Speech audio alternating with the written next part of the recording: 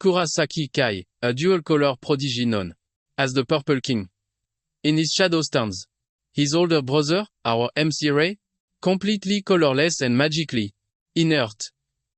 Ray clings to hope as a porter in his brother's party until they confront a dungeon boss, Kronos, the god of time and space. With a wave of his hand, Kronos effortlessly annihilates the entire party, including Kai, cornered and facing certain death. Ray's desperation unlocks a sealed forbidden power, skill drain.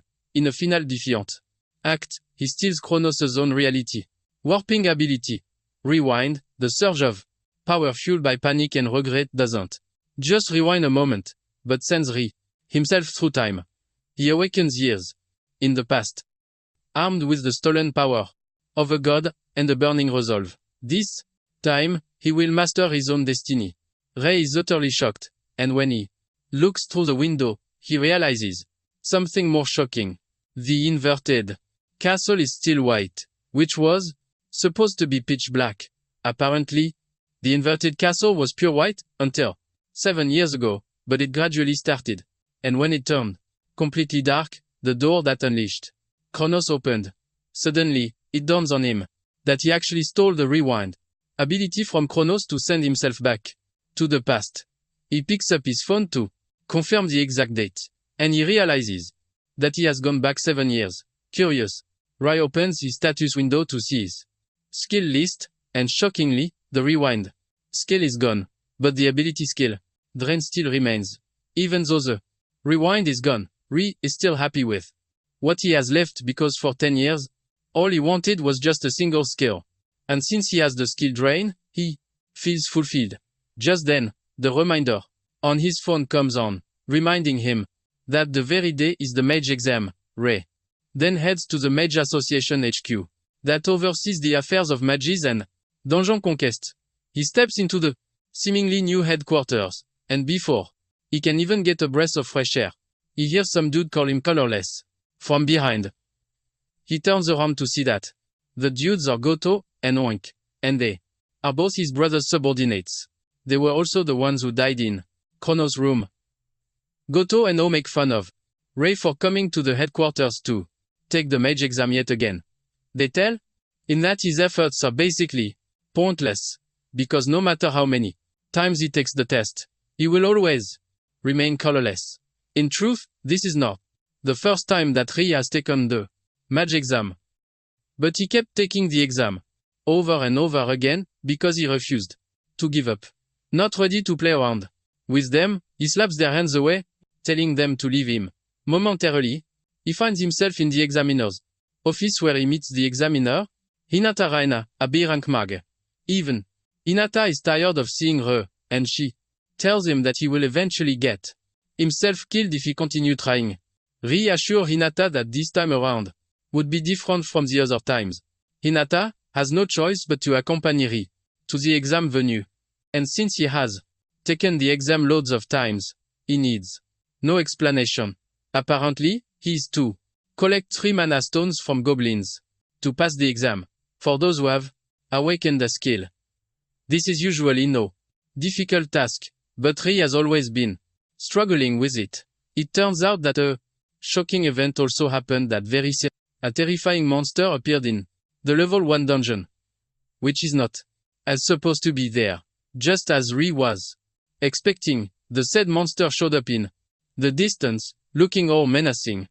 The monster turns out to be a red cap goblin, which is a level 37 monster. Hinata is shocked when she sees this, leaving her to question why something so dangerous is present in the dungeon. Hinata whips out her sword, telling Ray to run so she can protect him. However, Ray knows that the level difference is just overwhelming. Before he regressed, Hinata lost against the monster because she was fighting to make sure that Ray could get to safety. Hinata got so beaten up that she was forced to retire as a mage. Ray blamed himself because Hinata's career as a mage was completely trash because of his incompetence. However, this time around, Ray is prepared to switch things around. Ray pulls his short sword, and as the monster dashes toward him, he throws the short sword at it. Apparently, the monster has a skill that enhances its physical abilities, and just as Ray expected, the monster easily deflects the sword. The monster continues its advance toward Ray, and Ray punches it hard on the head. This pisses off the monster, and just as it is about to punish Ray for his stupidity, Ray's power steals the body. Enhancement skill from the monster, ultimately improving Ray's physical. The goblin stands in shock, wondering why it feels so powerless and useless. While it is still trying to piece things together, Ray easily cuts the monster in half from the head down. Hinata is stunned when she realizes that Ray just defeated a red cap with just a single strike. Ray, on the other hand, is amazed by his ability, the skill drain, because of how impressive it is. He is lost in happiness when Hinata jeers him back to reality, asking him how he was able to defeat the monster. Realizing that it might be bad for him to say he has black skills, Ray tells Hinata that it was nothing more than a coincidence. Hinata is screaming at Ray to stop lying when she realizes that the exam is supposed to be cancelled because an abnormal monster has just appeared in the dungeon. Hinata tells Ray that the event has to be reported to the headquarters. Ray is worried about himself, and he reminds Hinata that he still has 2 more mana stones to collect. But Hinata screams at him, telling him that he is in the wrong situation to be thinking about monostones, because it is dangerous. Just as fate would have it, 2 regular goblins appear in the distance, and Ray quickly takes them down by slicing their heads off. This further shocks Hinata, leaving her mouth open. Ray then picks up the moons that the goblins dropped, asking the lady if he is allowed to take them. Hinata is just too stunned to answer his question, and momentarily, they return to the headquarters. Not long after this, Hinata shows up with Ray's mage license. He has been officially given the mage status, and he is placed in C rank. Ray picks up the license, and lets off a little smile, because it took him just long enough to reach where he currently is. Hinata also shows him the details regarding the exchange of monos that he apparently, monosones are a valuable energy source that doesn't emit CO2. In addition to being an energy source, it can be sold to the association. Ray believes that defeating the red cap monster, which is a rank, he will give him decent pay.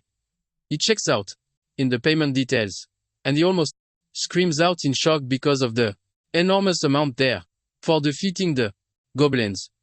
He is getting 1,000, but the red cap alone gives him 3 million. Hinata urges him not to lose his mind yet because he defeated a red cap. Ray is still surprised because he never knew that mages earn a lot of money, and Hinata tells him that he can even get more. This makes him curious, and he asks Hinata about the dungeons.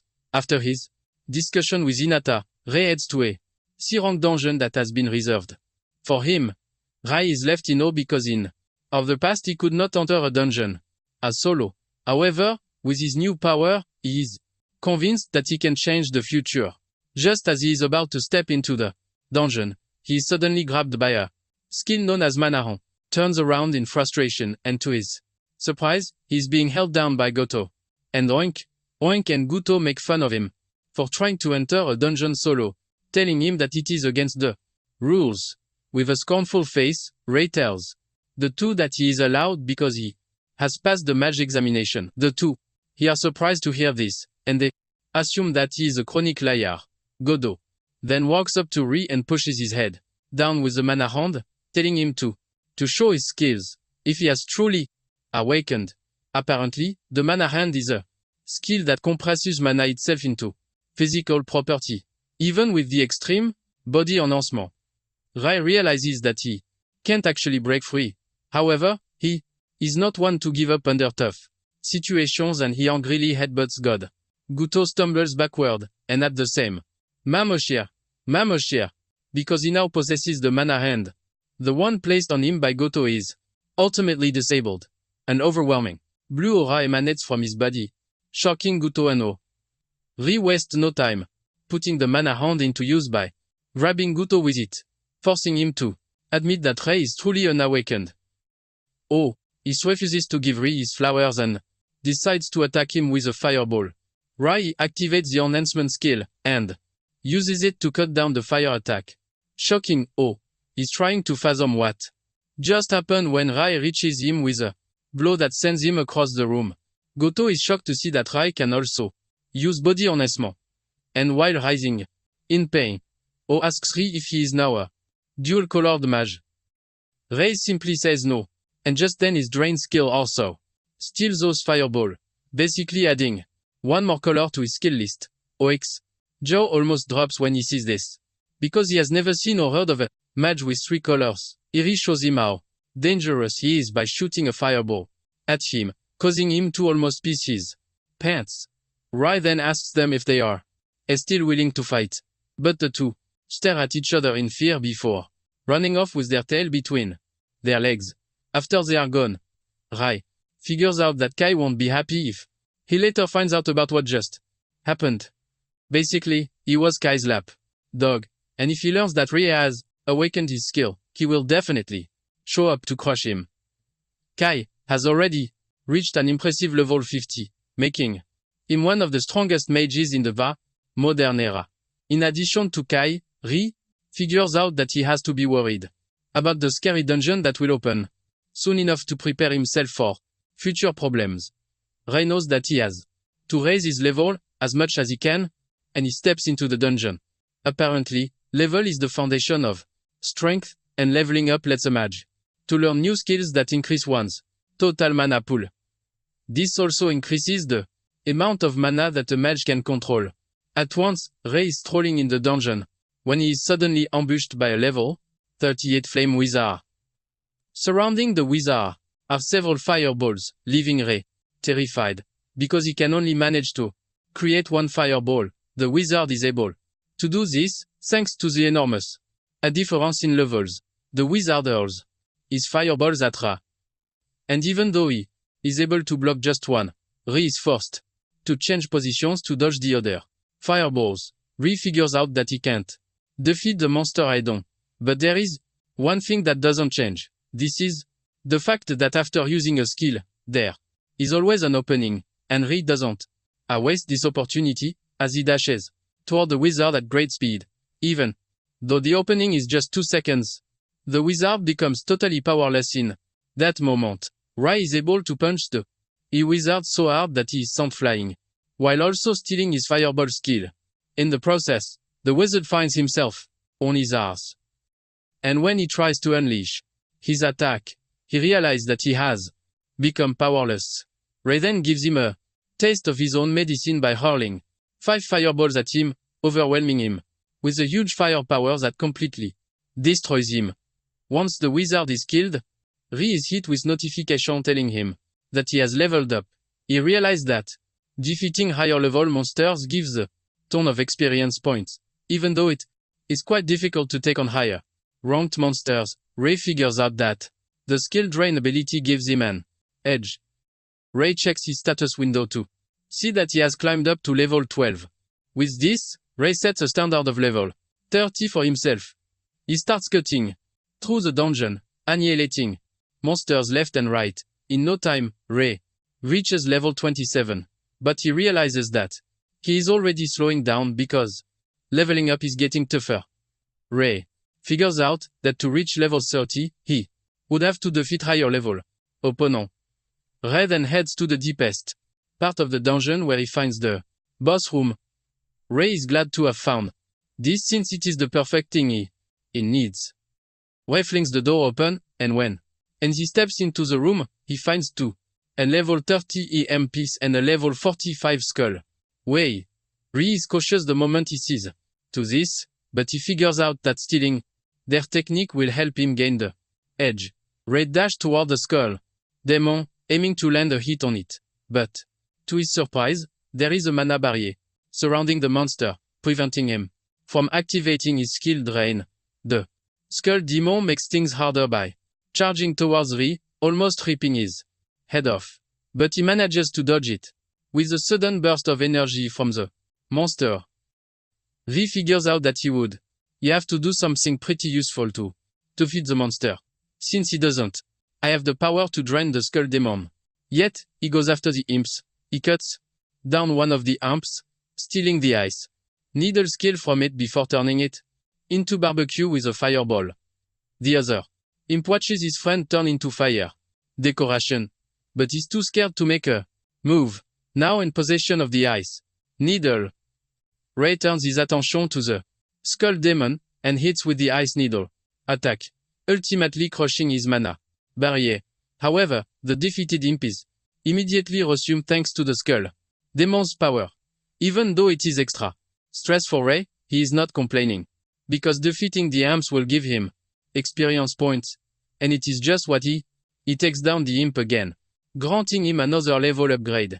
Because of the recent level upgrade, the amount of mana he can control also increases. In addition, he unlocks a new ability, Skill Synthesis. Ray is relieved when he sees this, because it is exactly what he wants. He wastes no time combining the ice needle with the fireball, using the newly acquired skill. The red and blue skills merge together, creating a fire lance that Ray the skulls toward the Skull Demon. The Skull Demon puts up its mana barrier as usual, but the fire lance weakens it, giving Ray the chance to break through and reach him with his punch. By hitting the Skull Demon, he is able to steal the mana barrier from him, but he doesn't stop there. He also steals the extreme body enhancement, leaving the Skull Demon totally confused and powerless. Ray then ruthlessly finishes off the Skull Demon by pushing a fire lance into its chest to engulf it in fire, a large green mana. The stone drops from taking out the Skull Demon, and he also jumps from level 28 to level 33. Ray heaves a sigh of relief after defeating the tough monster, thanks to the Skill Synthesis ability. Apparently, it is an advanced technique that is meant to create even more powerful skills, and it is available from around level 30. This was what Ray was hoping for, and he is glad that he could pull it off just in time. Ray is enjoying his winner's moment when the system informs him that he met the level requirement, and the number of skills he can retain via the skill drain has increased. His skill slots have jumped from 3 to 5, and Ray smiles, because he knows that things are just going to get easier for him after he's done checking out everything he needs. 2. He steps out of the dungeon and heads to the headquarters to submit the Green Monasteron. Hinata is blown away when she realizes that Ray defeated a Skull Demon and has even reached level 33 inches just a day. Ray smiles nervously, claiming that he only got lucky, but Hinata lets him know that it is unheard of to go past level 30 inches just a single day. Hinata lets him know that with his current level, he can even become a B rank mage. Just then, Ray hears a familiar voice echoing behind, and with it comes a terrifying aura. The voice is none other than his brother, Kai. And Kai believes that there is a mistake, because there is no way Ray is B rank. Kai further adds that Ray is a colorless dude who has no talent whatsoever. Hinata defends Ray, saying he actually defeated a red cap and a Skull Demon. The moment Kai hears this, he loses it, and immediately attacks Ray. He throws a powerful punch straight at his chest. Kai easily blocks it with a newly acquired Monoguard while smiling at him and telling him to be careful. With Ray's ability to block his punch, Kai it finally believes the rumor that his brother has awakened with skills. However, Kai is not all that impressed, and he urges Ray to watch his back, because he would like to see just how capable he is. Hinata notices that Kai is acting all careless, forcing her to ask him if he is gearing up for a fight. Kai claims that there will be no issue if Ray is truly B rank, like they claim he is, unless he is just a false mage who sneaked his way to B rank. Ray figures out that rejecting Kai's demands will only set him up for future embarrassment and trouble. Ray then decides to accept Kai's challenge, and this shocks Kai, but at the same time, pisses him off. The two then head to the headquarters arena to settle their differences. Ray figures out that he has to be cautious about the amount of mana that he can control at once since he is going up against an opponent stronger than him. Ray also knows that he has to stay on guard at all times since his max combo is 3 basic skill, while that of Kai is 5 skills. With these numbers alone, Ray is pretty sure that he He's going to lose against him if he tries to fight him head-on. To make it fair, Rai figures that he has to bring in something special. Once they are ready to fight, Ri attacks with the ice needles and Kai responds with fireballs. The two attacks clash in the middle, leaving a loud explosion and a cloud of dust. This blinds Kai's vision, and before he knows it, Ray reaches him with the body enhancement, shocking him. Kai is surprised to see that his brother is now a dual color wielder. On the other hand, Ri is trying to calculate the number of skill mana left for Kai to use, since he has used one already. As he moves closer to Kai, he activates the skill synthesis to create the fire lance. Kai is surprised to see this, but it basically lets him know that his brother can now use 3 color skills. However, he's not worried one bit about it's just as Ri is about to reach him, Kai welcomes him with a powerful fireball that destroys Rei's fire lance before sending him to the ground. Wei's face lights up in horror because his fire lance, which took 2 skills worth of mana to use, was easily taken out with just a simple skill. Kai mocks his brother, telling him that he might be able to use 3 skill colors, but he can't compare to him because he is on a totally different level. To properly put Ri in his place, Kai shoots deadly fireballs at him. Rei is forced to run around to try and dodge the fireballs, while also creating a fire lance. He shoots the fire lance at Kai, but Kai responds with his usual, the fireball. Kai's fireball breaks through and heads straight for Ri, but he immediately puts up a mana barrier. However, the mana barrier cannot compare to Kai's power, and it shatters, sending Rai to the ground yet again. With Rai on the ground, Kai walks toward him, telling him to bow and his head in respect, and he would forget about everything that has happened. So far, he wants Ri to admit that he is trash compared to him. Deep down, Rai knows that he can't win against Kai with his little moves and output, but he is not willing to give up because he would continue living like a slave. Determined to make his own name, he gets on his feet, screaming at Kai to tell him that he will never bow to him. Kai is pissed when he sees this, and he tells Ri that he might just have to kill him. Kai immediately activates the Overlock skill, which consumes a large amount of mana, but doubles the amount of mana that can be controlled at once. With the Overlock in place, Kai is able to conjure several fireballs, and he confidently tells Ri that he is about to witness the power of a king. A 10 combo attack. Rai is gripped with fear when he sees this because he recognizes the power, since it is Kai's ultimate move. Basically, he is one person who can use a considerable amount of mana when compared to those on his level. However, this is something Rai has been betting on and has been expecting Kai to use.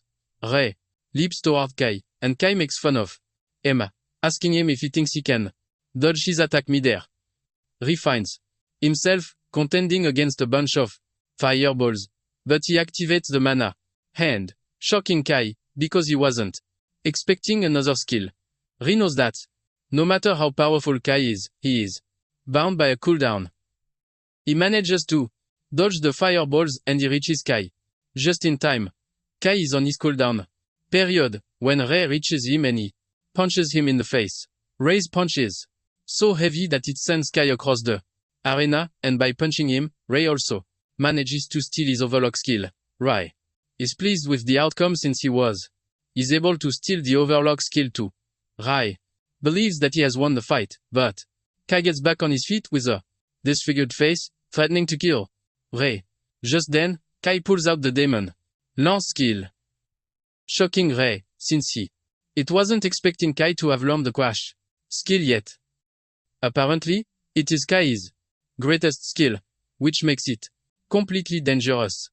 Ri watches as the lance comes straight at him, but before it can hit, Ri manages to get out of the Ri is forced to admit that the speed of the lance is something else. Ri finally realizes that he was only able to land a hit on Kai because he was being careless, but things have changed. Now that Kai has gotten really serious, Rai finds himself running around the arena because the strength level between him and Kai has skyrocketed. Even with the destruction he has caused to the arena. Kai is nowhere near done. Ri tries to fight back with his fire lance. But Kai overpowers his skill with the demon lance. The wave from the explosion sends Ri straight into the wall. And he screams as he hits the wall. Kai makes fun of him, saying, "This is exactly why he is called the Purple King."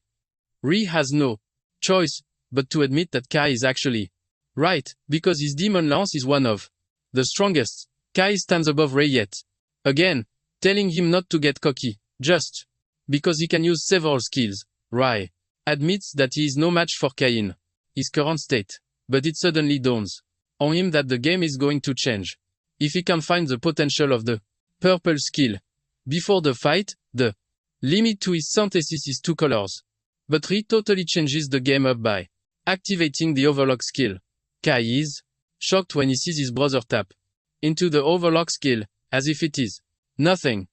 Because of the overlock, his mana capacity automatically increases, and he unlocks the skill synthesis. Rai he smiles when he figures out that he has hit the jackpot, but Kai is worried because he doesn't know what sinister plan that he is cooking up. Just then, Ri does something that no one has ever done before, and this is combining 3 colors together. Ray adds the red skill to the blue skill and tops it all up with the yellow skill, ultimately turning it into black mana, leaving Kai's mouth agape. Basically, the mana colors available are red, yellow, and blue. Ray has always been told that he doesn't have an affinity for these 3 colors, but unknown to them, they are all wrong. Ray is a totally different and rare breed because he is a dark mage, unheard of in the history of mages. With the combination of the 3 colors, Rai creates the abyss flame that looks really deadly. Fear grips Kai and he frantically launches a demon lance at Rai, screaming at him to stay away. Rai spots the lance and throws the abyss fireball at it, crushing it in an instant. Once the demon lance is out of the way, Ri runs toward Kai as he prepares another ball of fire. Kai is unwilling to give up and he summons another giant demon lance in preparation for Kai's attack. Kai launches demon lance and Ray meets it halfway with the fireball. Ray's fireball overwhelms and consumes the demon lance, leaving a big explosion that knocks Kai out. Ray, you cannot believe his eyes as he falls to the ground in amazement that he has finally defeated Kai. The system notification pops on telling him that he has acquired the Abyss Flame, all thanks to the skill synthesis. Moments later, Hinata walks up to Ray in complete shock, asking him what type of skill he just used. Ray is already worried about this because he knows that he can't keep hiding his skill and strength forever. Ray acts like a cool dude and showcases his skill, saying it appears to be it sends a wave of shock through Hinata's body since Ray is the first black skill user. Ray then asks if he is obligated to report the nature of his skill to the association, because he would like to keep it the secret between them. Hinata is surprised to hear this, and she tells Ray that he is missing an opportunity. Ray wonders what opportunity he might be missing, and Hinata reminds him that the strongest mage in each color is always given the title of a king, which basically means he is the Black King since there is no one else. Ray gives it a deep thought, and even though the offer is tempting, he tells Hinata that he doesn't want it at the time. Ray knows he is still weak, which doesn't fit a king. Just then, he remembers that his brother is still passed out in the arena, and he asks Hinata if he will be okay. Hinata lets him know that Kai is one of the kings, and he is sure to recover soon even though he is critically injured. Nonetheless, Hinata plans to take him to the medical room.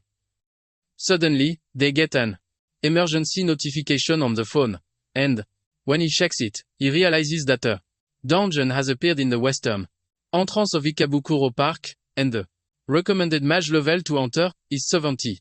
Hinata is shocked when she sees this, but Rai was already expecting it because he knew it had happened in his past. It is a level 70 dungeon, when most of the kings are still in level 50.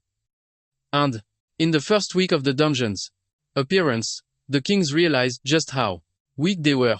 Because of this they abandon the Ikabukuro dungeon. But, unknown to them, it is the starting point of a tragedy. Apparently, the dungeon suffered a dungeon collapse. Because the dungeon is expected to be conquered within a time frame, or else the monsters will come rushing out. Ikabukuro dungeon was the first of the dungeon where the dungeon outbreak. It happened. The appearance of the monsters resulted in so many deaths, leaving the city of Tokyo overwhelmed with monsters. In return, a lot of people died because of the terrifying number of monsters that raided the streets. However, Rei is prepared to stop the tragedy from happening all over again, no matter what it takes. Hinata almost loses her balance when Rei tells her his plan to conquer the dungeon. Hinata tries, telling him how dangerous the dungeon is, even if he is quite strong. In addition to this, only A-rank mages are allowed to enter the dungeon because the recommendation level is way above 50. Since there is a bit of time before the dungeon outbreak, Eri confirms if the A-rank promotion exam is still next week. And Hinata says yes. Since this is the case, Rei tells Hinata his plan to rise to a rank by the time he takes the next examination. Hinata is further surprised when she hears this, but she can't deny the fact that Rei can actually pass the exam with his skills. However, it sounds like there is a problem, and Rei asks her what it is. Hinata then tells him that to take an A-rank promotion test, he has to clear a B-rank dungeon with a party first. This basically means he has to form a party in one and clear a B-rank dungeon. And Rei has completely forgotten this. Rei checks his phone and all he sees are trash messages about people telling him that there is no way they will form a party with him, since he has to clear a B-rank dungeon before the week runs out. Everyone knows he is in a difficult position because it is hard to clear solo. Rei is left racking his brain, thinking of what he can do to get out of his sticky situation. Just then, and he hears some mage scolding their colleague for being so weak. This gets to Rei, who remembers that he was always treated like trash, just like the outcast. Apparently, the girl's name is Ichino Yaya, and her colleagues are not even holding back in calling her a dead weight. The moment Rei hears Ya's name, he remembers something quite important. It turns out that Ya would be known as the Scarlet King in the future, but she is still known as an incompetent magician on the current time. Even though she is weak, Rei is disappointed that her party members are treating her like trash. Ya tried telling her team members that I can't afford to be kicked out of the party because she won't be able to foot her sister's medical bills. She promises to do better the next time they enter a dungeon, and the party leader tells her that she will be waiting to see what we can do during their raid for that very day.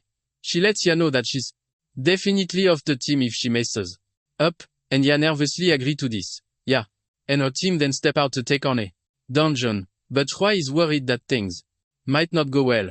Rei knows that Ya became the Scarlet King in the years to come, but she suffered loads of hardships before then. Rei remembers that it was around this time that she was involved in a certain incident. Apparently, she was critically injured during a boss battle, and she went into a coma for years. Suddenly, it dawns on Rei that the incident might be that very, even though Rei is not sure about it. He could see that Ya was acting really weird to prevent something crazy from happening to her. Rei decides that he needs to step in. Meanwhile, Ya and her team have encountered the dungeon boss Dan, a level 45 monster. Suddenly, the party leader does something extremely crazy, and she pushes Ya into the monster's range, so she can use her as bait. She tells Ya to fight the monster all by herself, and Ya tries reminding her that she can't win against the monster alone. The party leader then tells Ya that she will be kicked out if she can't take on the boss monster by herself. Ya is pushed into a corner by the party leader's demand, but she believes that she has no choice, since everything she is doing is for her sister's sake. The party watches in amusement as it walks toward the boss and hurls a fireball at it. Ya's fireball hits the target, but the monster doesn't move an inch from where it is. Ya freaks out when she realizes that her strike was useless against the monster. Suddenly, the Doahan leaps toward her, ready to smash her to death with its big sword. The sword hits right in front of her, causing a big wave that shatters the ground and sends her crashing to the ground, totally at the monster's mercy. The monster is about to finish her off when Rai appears on the scene. And with the help of his extreme body enhancement, he blocks the monster's attack. Ya is shocked when she sees a savior appear right in front of her, preventing her from dying. Rai puts all of his strength into repelling the attack, and he pushes the monster backward. Ya is left in awe and returns around to make sure that she is fine. Ya's party members are not happy that someone out of nowhere showed up to ruin their plan. They know that Dullahan is a scary monster with terrifying weight, but Rai pushed it away like it was nothing. Just then, Dullahan gets back on its feet and lets off a loud roar that hits every corner of the room. Rai is not surprised that the monster is still alive, because the Dullahan's armor is obviously enhanced with a strengthening skill which makes regular attacks completely useless against it. Since this is the case, Rai decides to steal the skill and nullify it. Rai risks everything and leaps toward the monster to try and touch it. He manages to touch the monster and he activates the skill Drain, but to his surprise, the skill refuses to come on.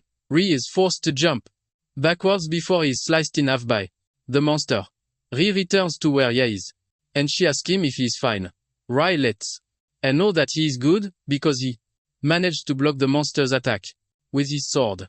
Rai finally figures out that Doahan's armor is its external part, and to get the skill Drain to work, he has to touch the internal part of its body. Just then, Dullahan smashes its sword on the ground, releasing a massive energy blast from it.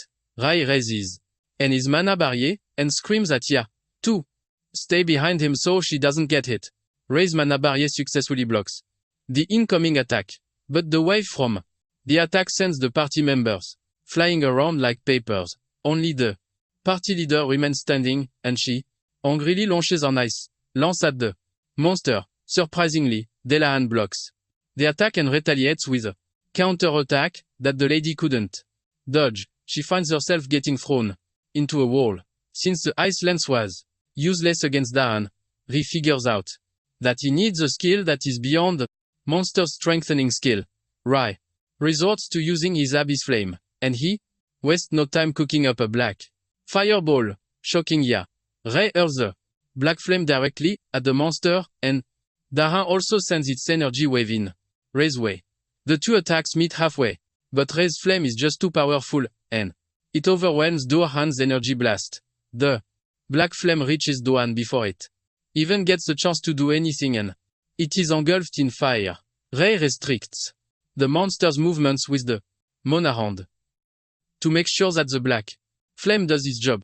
This is enough to burn through whatever armor strengthening skill that Dullahan has, and it crumbles to dust from the overwhelming power of the black flame. With the Dullahan dead, it drops a large green Mana Stone. But Ya is more concerned about the amazing power that Rai possesses. She is completely impressed with how he was able to take down the monster with just one hit, and she nervously thanks Rai for saving her life.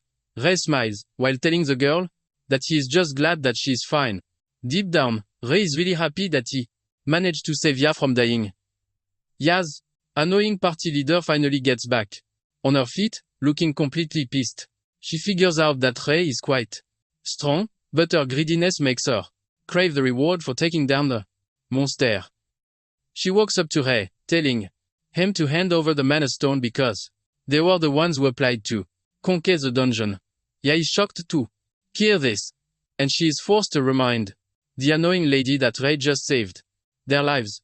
Rai even tells the lady that he has no problem giving her the Mana Stone. But in exchange for this, Rai tells the lady that he wants Ya to be in his party. This shocks the party leader, and even Ya herself. Rai then turns to Ya saying she is also free to make her choice as he is not imposing on. The party leader bursts into maniacal laughter. when she hears this, and tells Ray that she wholeheartedly agree with the deal. She taps Ya on his shoulder, asking her if she is also fine with the deal. Ya suddenly replies that she is in on the deal, and she tells Ray that she is now in his care. The party leader collects the monon, and as she walks away, she talks about how she has managed to strike a good deal by exchanging a useless party member. Unknown to her, but known to Ray, Ya is the real deal. After the party is gone, Ya thanks Ray once again for saving her, and Ray apologizes for making her leave her party all of a sudden. Ya, on the other hand, doesn't think too much about herself because she believes that she is just going to drag Ray down. Ray then tells her that she has nothing to worry about because she is going to get stronger and even stronger than those who abandoned her. Ya is shocked to hear this because she doesn't see herself as someone who is going to get stronger. Ray then tells her that he heard her conversation with her former party members at the headquarters, but he assures her that it was not intentional because of what he heard. Ray tells Ya that he can be her support. Is relieved to hear this, and she tells Ray that she is willing to be in his care. Ray smiles, realizing that he has successfully bagged gold. The following, Ray and Ya prepare to step out in an attempt to conquer a B-rank dungeon. Ya asks if they are liable to take the A-rank exam if they conquer the dungeon, and Ray says yes. In addition to this, Ray lets her know that there is actually something that will make her stronger inside the dungeon. This gets Ya curious, because she knows that getting stronger will help her earn more money to pay her sister's medical bills. Excited at this, Ya shows Ray how hyped she is to take on and the dungeon. The two steps into the B-rank dungeon, which is a crystal cave. The first set of monsters that they come across are black wolves, and this scares Ya. However, Ray urges her to stay back while he takes care of the monsters. Ray runs toward the monsters, and he activates the extreme body enhancement before reaching them. Armed with his sword, he cuts down the monsters like tissue. He slices them open one after the other, shocking Ya, who was watching from behind. She is in awe at just how strong Ray is because his strength can't to be compared to that of her former party members, even though they were strong. Ray then leads Ya to exactly where he wants them to go, assuring her that he is going to support her. He urges her to follow the plan, and Ya walks towards the monsters in an attempt to defeat them so she can level up pretty fast. Even though she can only use simple attacks, she is willing to try her best against the monsters. Ya conjures her fireballs in preparation for the little monsters running up to her. Meanwhile, Ray is standing and watching from behind because he has set Ya up for the perfect test to make her realize her own weapon. While Ya is dealing with the tiny monsters, a huge one appears from behind, but Ray is ready to deal with it because he is not in the mood to allow anything to tamper with what Ya has going on. Ya managed to defeat the monsters, but no matter how much he does, they just keep coming as if they have infinite respawn cards. She even gets bitten on her left arm to make two things worse for her, because we're going to run out of mana if she finds a way around the annoying monsters. Ya is thinking about how hard her life is when she looks up to see Ray taking on a bunch of tougher monsters just so he can to make things easier for her. This is when it finally dawns on her that she needs to stop complaining and start acting instead. Ya is ready to live up to the standards that Ray is setting for her, and she uses her emotions to conjure a fireball. She hurls the fireball at the monsters, and thanks to the emotions behind it, the fireball grows large enough to consume the monsters like chips. Ya is shocked when she realizes that her fireball is getting bigger, but her mana is not running out. Ray, on the other hand, is glad that Ya is finally getting a hold of her powers because she is actually suited for the battle of endurance. Basically, her monopoly is her greatest weapon, and she has just discovered it. Ya is left in awe when she realizes that she has unlocked a skill blast furnace. Momentarily, the two arrive at the boss's room, which houses a level 52 huge slime. As Ray charges toward the slime, He tells Ya to use her new skill against the slime. Ya acknowledges the order and she lets go of a blast furnace, releasing an overwhelming firepower that shocks her. She cannot believe that she is capable of such terrifying power. On the other hand, Rei is aware of what she is capable of because the blast furnace is a skill that increases the firepower of her skill, but at a high mana cost. It basically goes with her skill set. But suddenly, it dawns on Rei that the level of firepower that he is witnessing is higher than what he thought. Ya's firepower engulfs the entire room, turning it red, and she ultimately wipes out the slime. After the boss is defeated, Rei walks up to her, commending her for a job well done. Ya is initially shaken, but she pulls herself together and starts laughing because she never thought she was capable of such amazing power. However, she doesn't waste a second to appreciate Rei, because it is all thanks to him that she discovered her potential. After conquering the B-rank dungeon, the two return to the surface, and she mentions that they have managed to fulfill the condition that allows them to participate in the A-rank exam, meaning what is left is to take the exam. Rei smiles at her, confirming this, but deep down, he is edging to take the exam and pass, because it is a must. On the day of the A-rank examination, the two head to the association and Hinata tells them that they are going to I have to measure their combat capabilities and pair them with someone for a mock battle. Rei is ready to take on the exam and pass, so he can finally become an A-rank mage for his next plan. Ya is also excited and she urges Rei to put in his best too. Just then, they run into former party members and the annoying leader, Izoyama. They make fun of her for trying to take the exam, but Rei steps up to defend Ya, telling the party members that Ya is not going to lose to cowards like them. Izoyama scoffs and then mocks Rei, telling him that she has better party members that he can get instead of the useless Ya. Just then, the said party member appears in the distance, and it turns out to be a lady, Aono Yuri. This immediately gets Rei worried because he has heard the name in his past life. Apparently, Yuri was so powerful that she once soloed a very dangerous dungeon without much stress. It was after this that she became really famous. And judging by the present circumstances, Rei easily figures out that Yuri is probably around an A-rank mage already. Yuri then walks up to Rei, saying that he looks like someone who is quite interesting. This catches Rei off guard, leaving him to stare at Yuri. Weirdly, Ya is worried about how Rei is acting, and she calls his name. The mention of his name immediately tells Yuri who he is, as she is able to figure out that he is Kai's elder brother.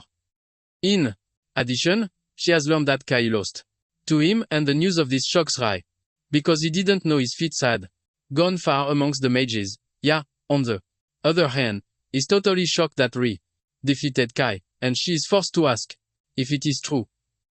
Yuri then turns around to tell Rei that he might be impressive, but he has no chance against. Yuri mentions that the Purple King, Kai, is weaker than her. Momentarily, the mages gather at the training center to try out their combat skills against the artificial golem provided by the association. Apparently, the golem is covered with a special rock that is harder than a normal rock, and the mages are urged to do their best against it. Rei is the first person to be called forward to try out his strengths against the golem. He stands in front of the golem and conjures a fireball, but the mages present start laughing at him for trying to use a fire element against a metal element golem. As he dashes toward the golem, Rei is pretty sure that the fire element will be totally useless against the golem, but just before he reaches the golem, he combines the fire attack with the ice shard to create the fire lance. Rei shoots the fire lance at the golem, and it shatters the golem's head, leaving a cloud of smoke in its own wake.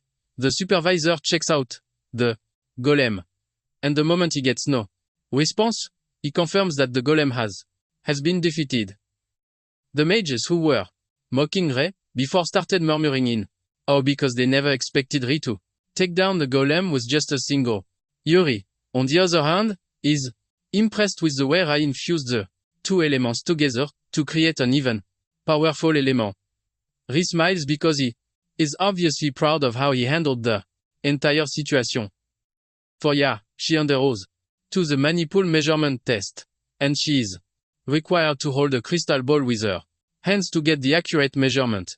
Just as she is about to touch the crystal ball, her former party members are already mocking her, saying she should be ashamed that she came to take to the exam. However, everyone in the room is left reeling in their pants when the device displays her overwhelming firepower. Isayama cannot believe this, and she assumes that Ya is most definitely cheating. Once they are done with the other prerequisites, the examiner tells the mages that the mock battles are the last thing on the list. For the first match of the mock battle, A is pitted against her nemesis, Isayama. Ya stays calm as she is about to take on the lady, but Isayama can't wait to fight Ya, so she can expose her for who she really is. The battle begins, and Isayama launches a bunch of ice needles at Ya, but she easily shatters everything with a giant fireball that blows shards of ice everywhere, almost blinding the caster herself. Isayama is shocked when she sees this, because she never expected Ya to have such an overwhelming firepower skill. Isayama is startled, but Ya has not even started. Ya creates another fireball, and she hurls it at Isayama. Isayama senses the terrifying power behind the fireball and immediately puts up a mana barrier, hoping that this would save her. Before the attack hits, she's already mocking Ya for being a fool because her attack plan is quite simple. She plans to block Ya's attack before launching counter-attack to get her off. Suddenly, she realizes something crazy, and this is the fact that Ya's attack is not stopping anytime soon. A continues, launching a series of fireballs at Isayama and her mana barrier. And because of the consecutive attacks, the mana barrier breaks apart, exposing Isayama's fear behind it. Isayama turns to her usual cowardice move, but as she runs away, she is hit by one of the resulting rubbles from Ya's fireball attack.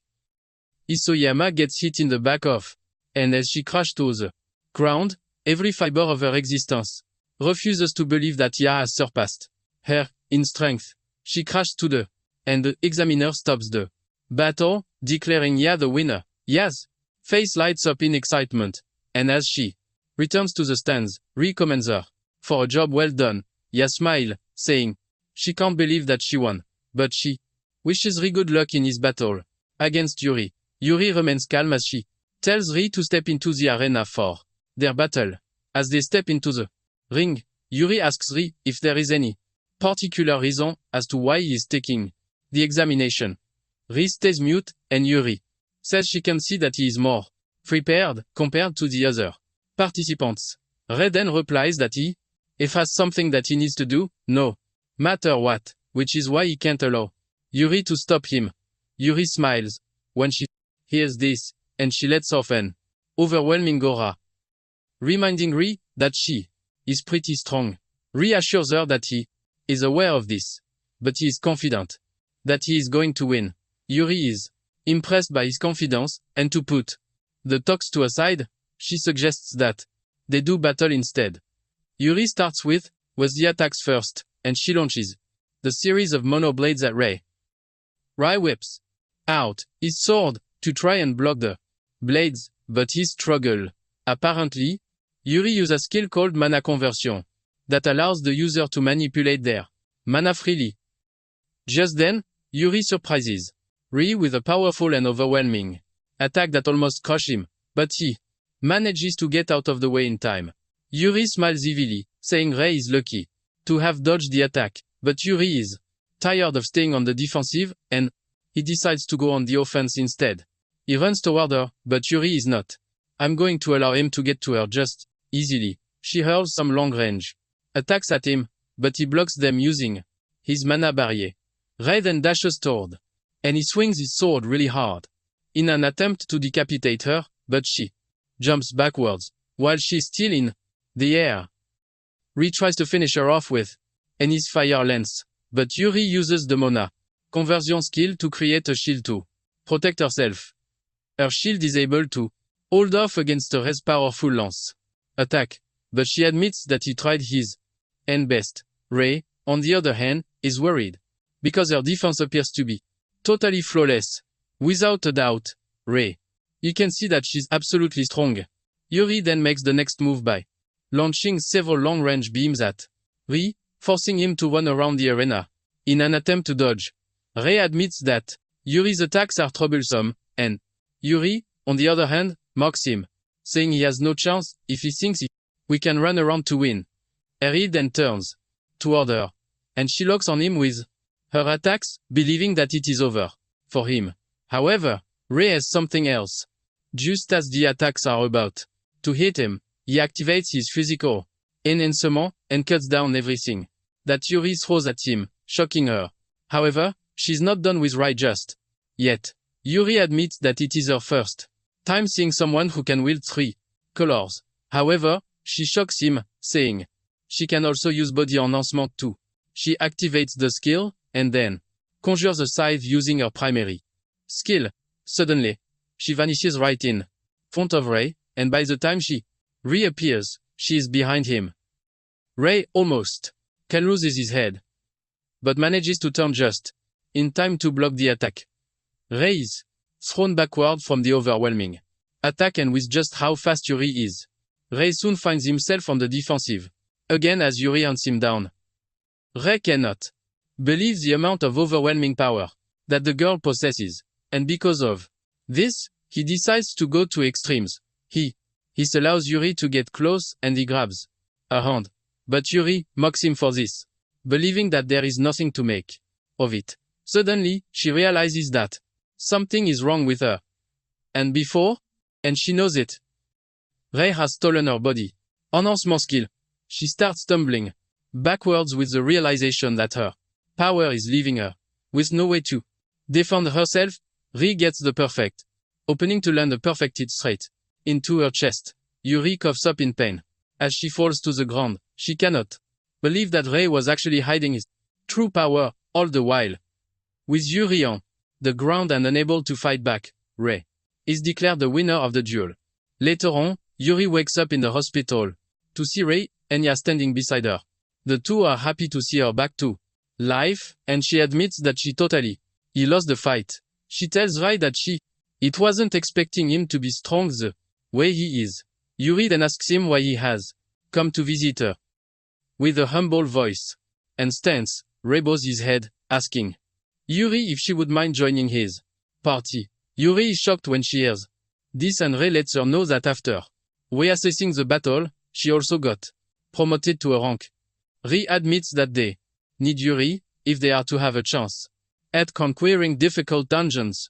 Rey is still talking when Yuri cuts him off by laughing out loud, saying he's a really interesting fellow. Yuri doesn't drag, and she tells Rey that she doesn't mind following his lead.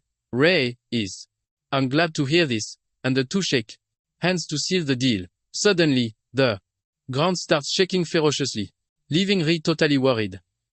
He wonders what could be happening, and unknown to him, Kronos is actually trying to break off from where he is imprisoned, and all he needs is just a bit more strength to pull it off. When the shaking stopped, Rey remembered that in his past life, a lot of earthquakes similar to this had happened before the Ikabukuro dungeon later collapsed. Rey figures out that they are reaching the time limit for the dungeon break already. Even though the dungeon is pretty difficult to take on, Rey doesn't think they have a choice in this point in time. Just then, he tells all the two girls his plan to conquer the dungeon, and this scares the crap out of them. They remind him that the dungeon is the most difficult in the region, which makes it even more dangerous for the three of them. Yuri then asks him if he's suggesting that they conquer the dungeon because of the earthquake that happened, and Rey confesses that he has a bad feeling about it. Rey says that there are several reports concerning abnormal monsters, and he wants to believe that it is a prerequisite to something more dangerous. Yuri doesn't really care about whatever Rey says, as long as she follows his lead. Realizing that Yuri is on board, Ya also assure Ray of her. Ray is glad to hear this, and he thanks them for the support. The next, Ray and his party submit a request to conquer the Ikabukuro dungeon to Hinata. Their request is approved and the trio heads to the dungeon entrance. Being the insane person she is, Yuri is super excited to take on the dungeon. Ya mentions that it would have been better if they had enough numbers to help with, but Ri says this is impossible since the association is limited to the number of a rank match that they can deploy. He then says it would have been nice if a certain person called Oawa were with them. Before the regression, Okawa was known to be one of the best in Japan. Rai fears that Kronos will appear again if the dungeon break happens, and he is determined to make sure that it doesn't. Before entering, the girls urge Yuri to get formalities out of the way and call them by their regular names, to waste no further time. He agrees to this and the trio steps into the dungeon afterward. Upon entering, the first monster they come across is a level 71 skull demon. Ray is shocked to see this since the monster is a boss in other low-level dungeons, but it is already showing up at the entrance of the dungeon. Without fear, the trio charges toward the skull demon, and it immediately puts up a mana barrier. Ray figures out that getting the mana barrier out of the way is the first thing to do, and he shoots a fire lance at the barrier. However, a single hit from the fire lance appears to be too weak to destroy the barrier. And Yuri then unleash their combined efforts to take down the barrier, giving Rai the open chance to run toward it and slice it in half. As usual, defeating the Skull Demon provides them with a big Raymond recommends the ladies for their impeccable timing in taking down the barrier. Yuri then finally summons the courage to ask Ri how it is that he is able to use so many skills. Rai takes a minute, but he finally answers, revealing that he has an ability called Skill Drain.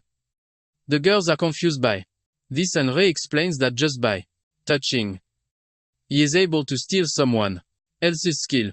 It finally dawns on Yuri what happened during their duel. However, Ray assures Yuri that he has already returned her skill. Ya, on the other hand, is totally blown away because she wasn't expecting Ray to have such an overpowered skill. She finally realizes why Ray wanted them to take on the dungeon, and she concludes that they are in safe hands as long as Ray is with them. Ya is also determined to make sure that she's not a burden to the team. With this, the team continues their advance deeper into the dungeon, and shortly afterward, they arrive at the boss's room.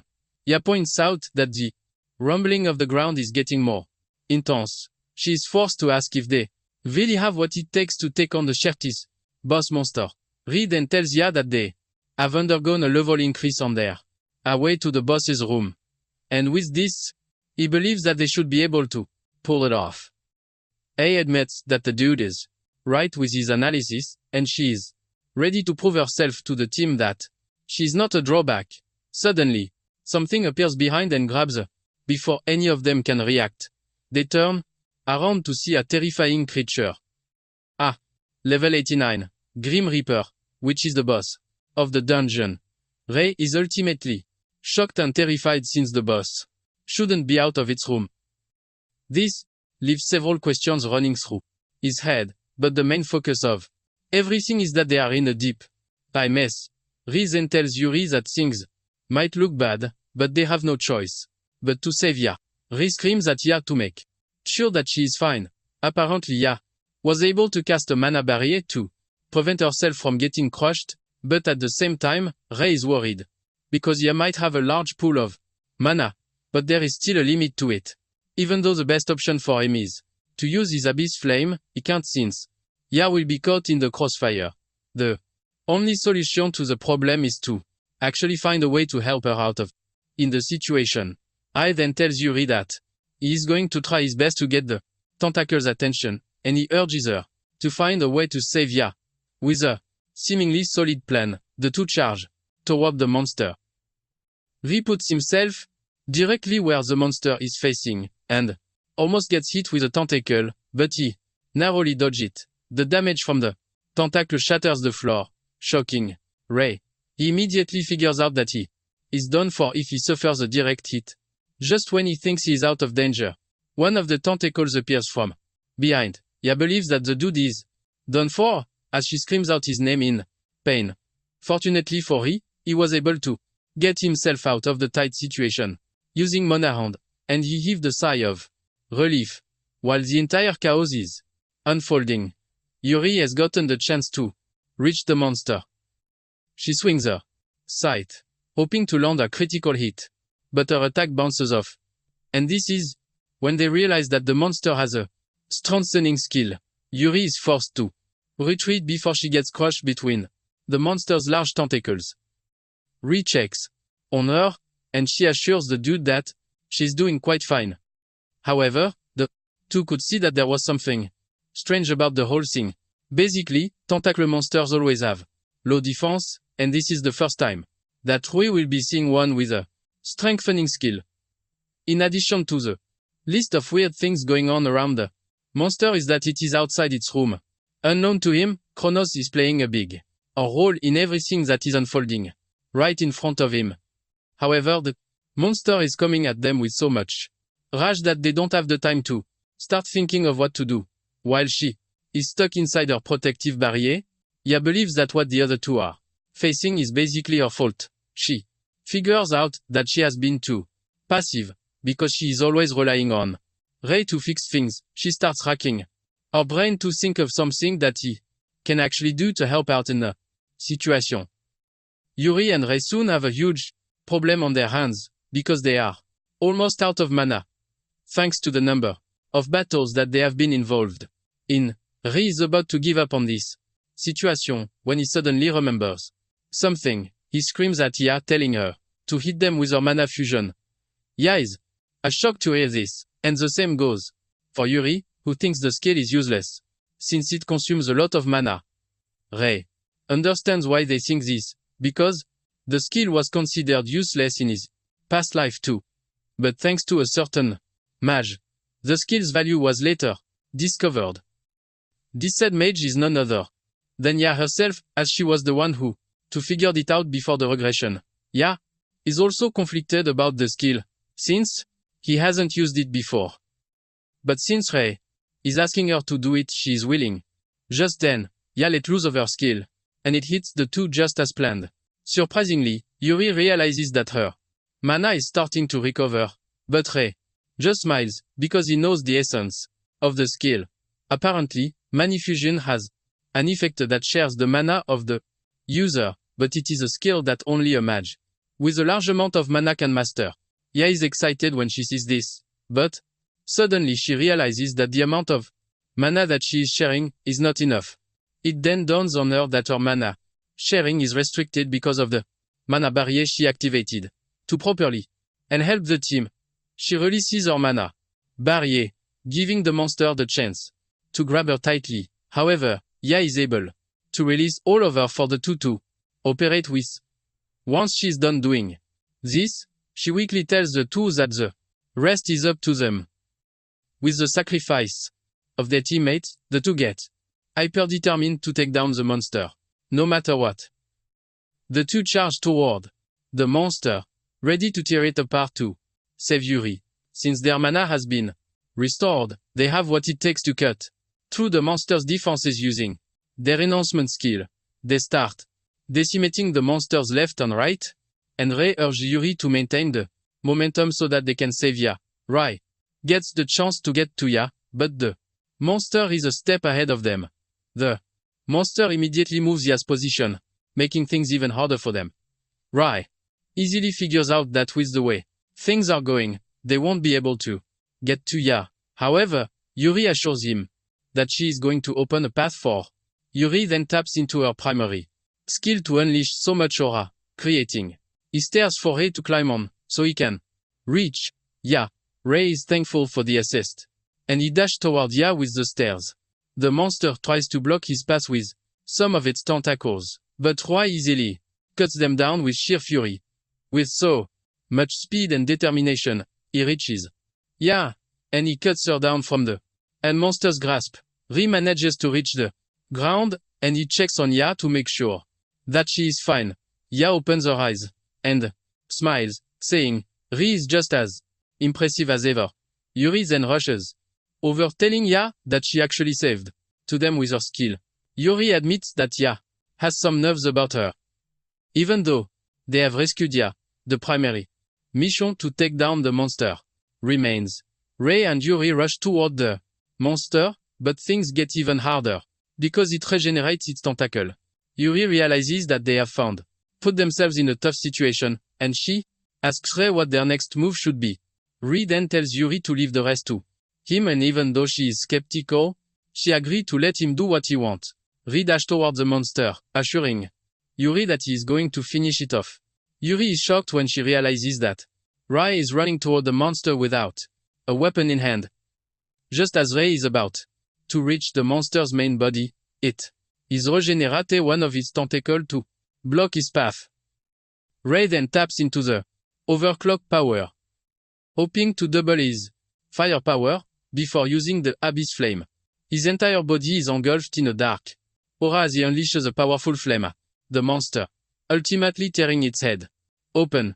The monster crashes to the ground, and this shocks Kronos, who wasn't expecting the Grim Reaper to be defeated. Nonetheless, he is determined to make sure that Rei and his friends don't make it out alive. The team is still celebrating their win when a dark fluid emerges from the monster's defeated body and heads straight at Ya. It almost impales her, but Rei is able to get her out of the way just in time. Rei realizes that the fluid is getting more powerful, and he screams at the girls to make a run for it. As they run toward the exit, Aiwa is hoping that they don't die since they have managed to stop the dungeon from collapsing. Just as they are about to reach the exit, the fluid gets the edge over them. The trio is about to be swallowed up when a golden shield covers them, and a stern voice tells them to step aside. The team turns around to check out their savior, who is none other than the powerful Oawa Hikaru. The girls are shocked when Oawa introduces himself, because Rei had mentioned his name before they entered the dungeon. Rei admits that he is the same guy whom he wanted help from. Basically, Okawa is stronger than them, all because he is currently an S-rank mage. In addition to this, he was known as the Yellow King before Rei's regression. Rei knows that they would have been toast if Oawa had not arrived just in time to shield them with his barrier magic. Oa winks at them, saying he's glad that he made it just in time to save them. Oa mentioned that he was in another dungeon, which was a request from the country. However, he was contacted by someone who is none other than Hinata. Oawa then shocks Rei by telling him that he knows him since he is Kai's brother. Okiawa assures Rei that he has nothing to worry about, because he was merely interested in him. Rei is relieved to hear this, and he finally thanks Oyawa for the assist. Okiawa doesn't take it as something really serious, and he tells Rei that he actually did something impressive to have defeated the boss of the dungeon. Just then, the mana stone from defeating the monster drops, and Oawa is shocked at how big the stone is. Okiawa figures out that the dungeon boss is pretty strong, and he throws the mana stone to Rei, who barely grabs it before it falls off. Okiawa congratulates Rei, saying he's looking forward to more from him. After saying this, Oyawa steps out of the dungeon and the team follows suit. When they enter the association building, Yuri mentions that Oawa is an interesting fellow, and Rei agrees with. Hinata is shocked when she sees the team coming, and she starts screaming, asking if they are okay. Hinata has been worried about the team since they were taking too long in the dungeon. Hinata scolds Rei for heading straight into the dungeon after submitting his application form, even though the dungeon is more dangerous than the others. Hinata then asks them about the progress of the dungeon, expecting that they would still be at the entrance level.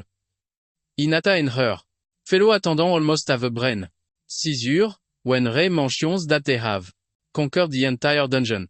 They can't believe their eyes and ears, causing them to scream like maniacs. The information about the Ikabukuro dungeon being conquered soon starts flying around. Guilds start running around to try to reach the person who conquered the dungeon. When addressing the press, Ya says she finally has enough money to cover her sister's medical bills, and in addition, she thanks Rui for the great opportunity. Isoyama and her party members are totally salty when they see this, but Isoyama still wants to believe that Ya is cheating. The same thing applies to Kai, who is utterly pissed about Rei being the one who conquered the dungeon. The news about Rei conquering the dungeon spread everywhere, especially since he was known as colorless before. Group chats went wild with friends calling each other out, suggesting that they all apologize for trash-talking Rei. While everyone is talking about how impressive Rei is, he's thinking about how he is. I'm going to get stronger since he was able to conquer the dungeon, thanks to the help he got from others.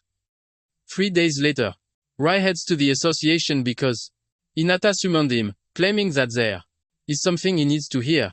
Rei and the girls are shocked when Hinata tells them that they have received a request to conquer a certain dungeon. Ya can't. I believe this because they just became a rank mages. And Hinata says this is possible thanks to their recent achievement. Basically, dungeon explorations are usually requested by mages themselves, but being offered a verbal request is something the association only allows to a certain number of mages. A smiles, telling Rei that everyone is counting on him, but Rei disagrees, saying the entire party is needed. Rei then asks Hinata who made the request, but she tells Rei that she can't answer because the higher-ups told her to keep it a secret. As expected, Yuri wants them to accept the mission, just because it sounds fun. Rei is obliged to accept, since it was made via the association, so it shouldn't be anything suspicious. Just then, Hinata mentions that an S-rank mage will be accompanying them on the mission. The following day, the party heads to the location where they are to meet the said S-rank mage. Ya is curious to see who the person will turn out to be. Momentarily, they run into the person, and to their greatest surprise, it is Okawa. As they step into the dungeon, Rei mentions that he never thought Okawa would be the one to escort them. And Oawa smiles, saying he already knew, but I wanted to keep it a surprise. Oawa then mentions that he is looking forward to the mission, because the whole world is also watching them. Ya is blown away by how carefree Oawa is, and Rei agrees with her, but reminds her that the dude is still an S-rank mage even at that. Rei then asks Oawa if it is true that there is a tricky mechanism inside the dungeon, and Oawa says yes. Apparently the scout team came back with a report that there was a wall of fire blocking the path. Rei is curious about this, and he asks how they are supposed to deal with it.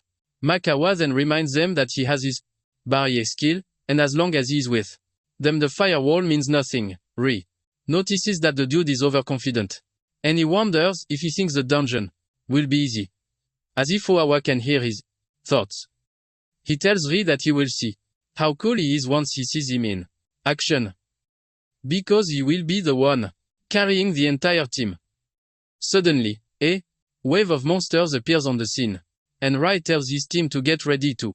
He is also interested in seeing how strong an S-rank mage really is. Suddenly, he spots Oawa sitting in the corner with fear written all over his. Oawa tells the trio to handle the monsters because he is not quite familiar with the type of monsters that they are currently going up against. A reminds Oawa of what he said about being and the main man, but Rei just tells his team to face the monster and forget about the coward. The trio takes their stance, and they start hurling out long range attacks at the incoming monsters. Yuri confidently goes after the monsters, saying that they are nothing compared to the monsters that they fought in the past. Ya and Yuri take out the majority of the monsters, and Rei finishes off the rest with his fire lance. Okawa is blown away when he sees this, and after the monsters have been defeated, Ya excitedly celebrates with Rei. Oawa finally stands up from where he was hiding, claiming that he hates bugs, and he is thankful that they saved his life. Suddenly, some wolves appear from behind, and charge toward Oawa, but he gets serious and pins them down in a square box, ultimately killing them off pretty easily. Ray and his team. You are shocked when they see this and Ray asks Okiawa what sort of skill he just used. Okiawa mentions that the skill is called the square box and it is one of his barrier skills. However, the skill can't be used against a large foe. Ray is completely amazed because he has heard of it before, but this is the first time he will be witnessing it. Once the monsters are taken care of, Okawa suggests that they keep moving. As Ray walks behind him, he is completely in awe of Okawa, because he is an embodiment of what Unstrong should look. Momentarily, they arrive at the Sion wall of fire, and it is just as the report said. The intensity of the fire can be felt some meters away without even going close. Just then, Oawa steps forward, and he creates a path through the fire with his barrier magic. The team excitedly walks through the passage, and they soon find another hole which leads to the boss's room. Since they are all ready, Ray suggests that they move into the boss's chambers. Deep down, Oawa is waiting to see what Ray is capable of because he wants to know if he is a fraud or he is the real deal. As when they step into the room, Ray complains about how hot it is, which obviously signifies the power of the foe they are about to engage. The boss finally steps out, and it turns out to be a level 68 Flame Gar. Just the appearance of the boss alone sends shivers down Ray's spine. Ray panics as the monster walks toward them, and he tells the team to put up a mana barrier. However, Oawa tells to him that there is no need for this. The monster unleashes its flame breath on them, but Oawa easily blocks it using his barrier magic. This ultimately blows Ray's mind, and Okawa tells Ray that he will handle defense while they handle offense. Ray acknowledges the order, but it takes a moment to think about what to handle. He figures out that the barrier could fail at any time if it gets hit severely. Ray thinks of using his abyss flame, but he quickly ditches the idea because the monster is quite fast, and in addition, it is a boss level monster. Since the mana usage for the abyss flame is quite high, Ray figures out that I'm just going to have to take down the monster in another way. Ray then leads the charge while telling Yuri and A to find a gap to attack. As he approaches the monster, Ray activates his body enhancement and leaps toward it. Ray deceives the monster into thinking he is about to attack him head-on, but Ray maneuvers behind it before landing a critical hit. Yuri and Ya also support from behind as they launch their long-range attacks at the boss monster. Even with the combined attack, the monster remains mobile, and this just confirms Ray's fear that the monster is quite strong. Ray figures out that they are going to be at a disadvantage if the battle continues longer than expected. Ray is already sweating from the intense heat, and he realizes that defeating the monster quickly is paramount. Meanwhile, Oawa is watching from behind, waiting to see what Ray is going to do, since he has found himself in such a dire situation. Just then, Ray tells Yuri and Ya to start directing their attacks toward the monster's feet instead of its body. Yuri and Ya gladly accept his plan, and they immediately send their attacks to the monster's feet. Ya even it takes it a step further by hitting the monster with a skill called Stone Bullet. This forces the monster to start jumping around. But Ray figures out that no matter how agile it is, there is no way it will be able to dodge attacks in the air. Ray leaps toward the monster, and just as he is about to get to the monster, he covers his blade in ice, leaving Oawa in awe. With the monster unable to move freely in the air, Ray lands a critical hit that sends it crashing to the ground, totally defeating it. The girls rush over to him, as usual, to congratulate him, but he tells them that it is all thanks to Oawa is impressed with the teamwork that he just saw, and he concludes that Ray is just as the report said. However, Oawa can see that Ray is still hiding his true power. Just then, Ray suggests that they head back to the association to make their reports, but Okawa tells him to wait. Wakawa whips out the square box and tells Arui that he would like to test him. Okiawa tells Ray that the box can be used to capture monsters. but at the same time, it can also be used as a method for training. Oawa then comes clean, telling Ri that he wants to see his true power. Because of this, Wayawa wants Rei to defeat the monster sealed inside the box. He assures him that he is going to reseal the monsters if it starts getting dangerous, but it will be up to him to tell him to do it or not. Rei finally realizes why Okawa followed them, and even though he doesn't know his true motive yet, we cannot let go of an opportunity to gain more experience. Ri then accepts Okawa's request, and Oawa unseals the square box. Just then, a terrifying black shadow appears from the box. Apparently, the monster residing in the box is one that changes its appearance depending on the fear of its opponent. Oawa is excited to see what a sort of appearance he will see, and just as expected, Rei's greatest fear, Kronos, gently emerged from the box. Oyawa is shocked to see this, since it is the first time he will be seeing such a monster. While Oawa is excited about the whole new experience, Rei is freaking. Well guys, that's the end of the video. If you like this video, comment the next part in the comment section. Also, subscribe to the channel, hit the bell, and like the video. Thank you for watching, and see you next time.